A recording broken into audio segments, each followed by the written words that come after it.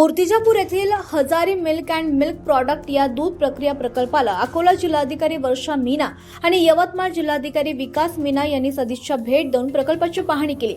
यावेळी मूर्तिजापूर मतदारसंघाचे आमदार हरीश पिंपळे उपस्थित होते। सुभाष दूध डेअरीचे संचालक तथा जिल्हा दूध उत्पादक संघाचे अध्यक्ष प्रशांत हजारी यांनी उपस्थित मान्यवरांचे शाल, श्रीफळ आणि पुष्पगुच्छ देऊन स्वागत केले।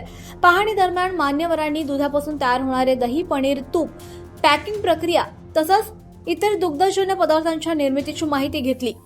उत्पादन प्रक्रिया, गुणवत्ता आणि स्वच्छतेच्या निकषांचं पालन पाहून त्यांनी प्रकल्पाचं कौतुक केलं।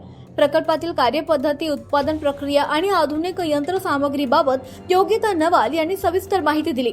यावेळी नगराध्यक्ष हर्षल साबळे, नगरसेवक भारत जेठवाणी, अमोल प्रजापती, सुधीर दुबे, ज्ञानेश टाले, अनवर खान, माधव भंडार, श्याम तसंच प्रकल्पातील कर्मचारी उपस्थित होते।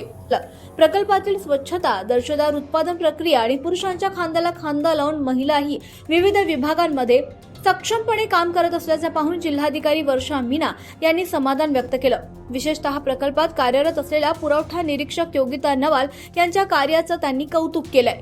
मूर्तिजापूरचे दूध आता विदर्भभर पोहोचणार आहे। यावेळी आमदार हरीश पिंपळे म्हणाले की प्रशांत हजारी यांच्या पुढाकारामुळे तालुक्यातील दुग्ध व्यवसायाला मोठी चालना मिळाली आहे। अनेक शेतकरी जोडधंदा म्हणून दूध व्यवसाय करतायत आणि त्यातूनच आता शेतकरी आणि शेतमजुरांना रोजगार आणि आर्थिक आधार मिळतोय। हजारी मिल्क अँड मिल्क प्रॉडक्टमुळे मूर्तिजापूरचे दूध आता विदर्भाच्या कानाकोपऱ्यात पोहोचणार आहे। सत्यशोधक न्यूज चॅनलसाठी Anwar Khan, Murtijapur. Subscribe now and press the bell icon. Never miss an update.